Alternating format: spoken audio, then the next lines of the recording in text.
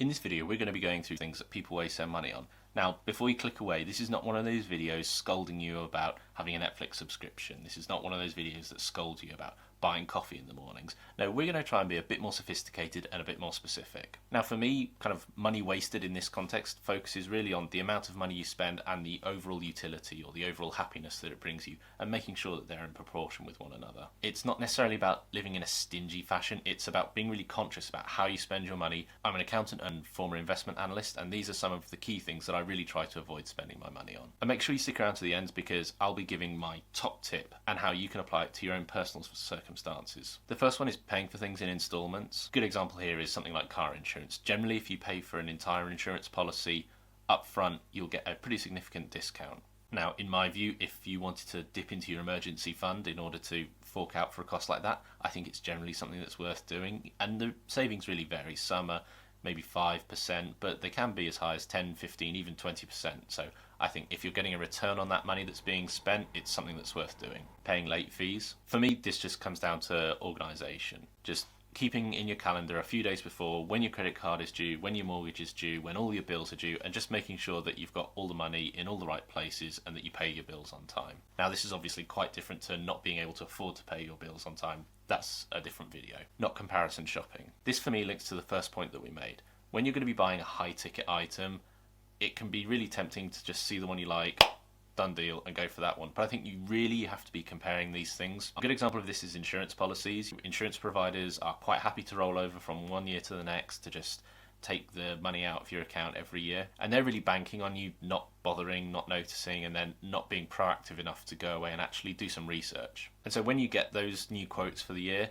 sometimes they can be horrifyingly more expensive. A few years ago, I managed to save about £600-700 by just shopping around on my car insurance. Loyalty in these instances means zilch. Just go for where you'll get the best deal and the coverage that you need. So make sure you're shopping around. Not checking interest rates and not reading the small print. With the rise of these buy now, pay later, which is something that I've got a real bugbear about those, but as they become more and more common, particularly through the cost of living crisis, it can be really easy to get caught out in some of the convoluted language and some of the small print. So I think it's always going to be really worth, if you have a representative who's taking you through it, to get them to really drill into the detail and itemise what you're going to be paying, how much you're going to be paying, and what that credit is going to cost you. Buying something because it's on sale. Now, these big online retailers in particular have farms of computers and algorithms out there basically doing everything they possibly can to manipulate you into spending money that you otherwise wouldn't spend. And so they'll say, hey, this item is on sale, and the price may actually be any lower. I think one of the key things to do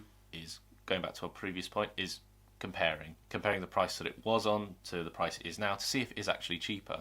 You might see something that's on sale in Amazon, maybe it's £100 on Amazon, but it's, £79 someplace else. So just because it's on sale doesn't mean it's the best deal you can get. Retail therapy. Personally, I think retail therapy is kind of bullshit. I've never really understood why buying something just because you're having a bad day might turn it all around. So shopping when you're in a bad mood, retail therapy, doing your food shop when you're hungry, never generally a good idea. Keeping up with the Joneses. This one's nuts to me.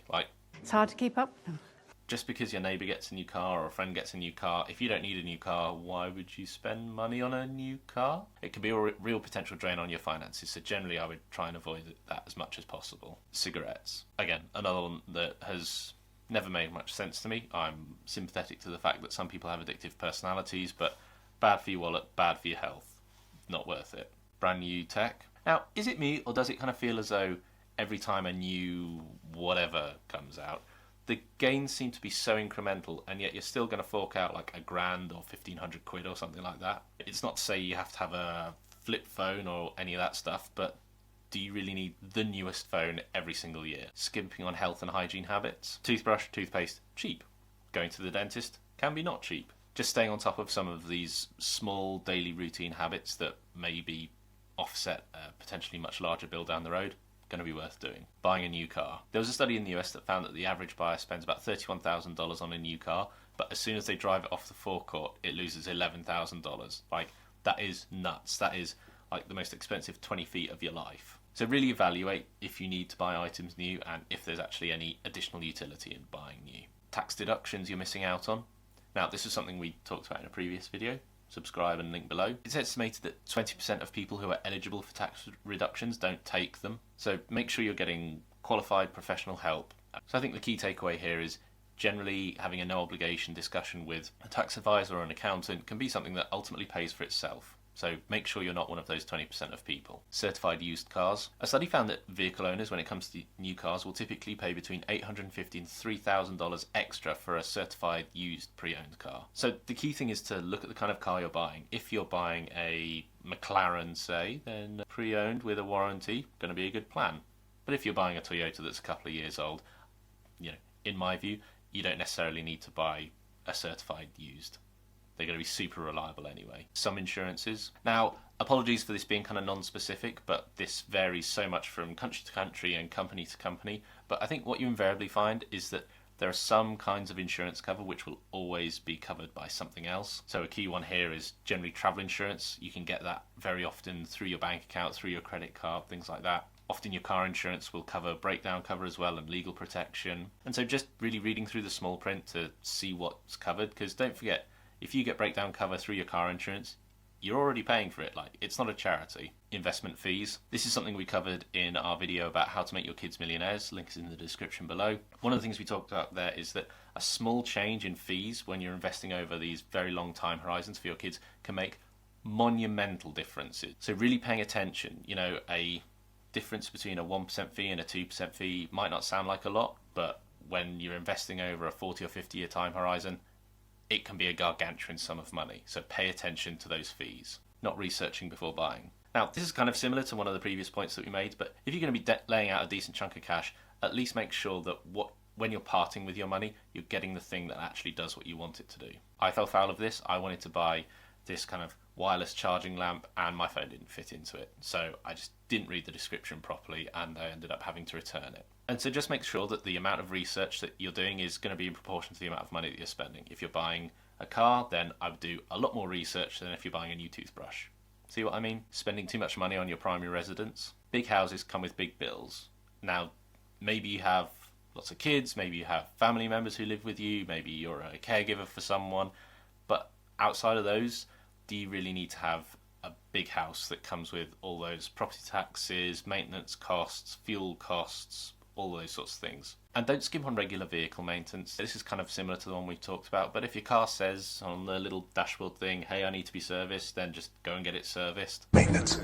It can be a good way to potentially avoid some pretty hideous bills. And what you may also find is that your manufacturer's warranty may be voided if you don't service it at the correct intervals, so it's kind of a double win there. So as promised, here we go. Now, so much of this for me revolves around having a budget. If you're in a situation where you've got a budget, I've always said, have a plan and stick to it. As I've talked about budgets before, you don't need to know where every nickel, dime, penny, ruble, rupee is going, but I think just having a general view about where your money's going could be a really good thing to do. A really good example is the first point we made. If you can pay for your insurance up front for the year, then generally you'll get a better deal. Now, if you can just have that budgeted so that every month you know roughly how much it's going to be, you're just putting that money away each month, and then when the time comes you can just boom, pay for it in one go. A budget can really help solve that. Thanks very much for watching. This has been another Modern Money Talk video where we talk all things personal finance and personal development related. Make sure you're subscribed below. And what have we missed? Comment down below. And don't forget to follow us on Instagram. Peace out.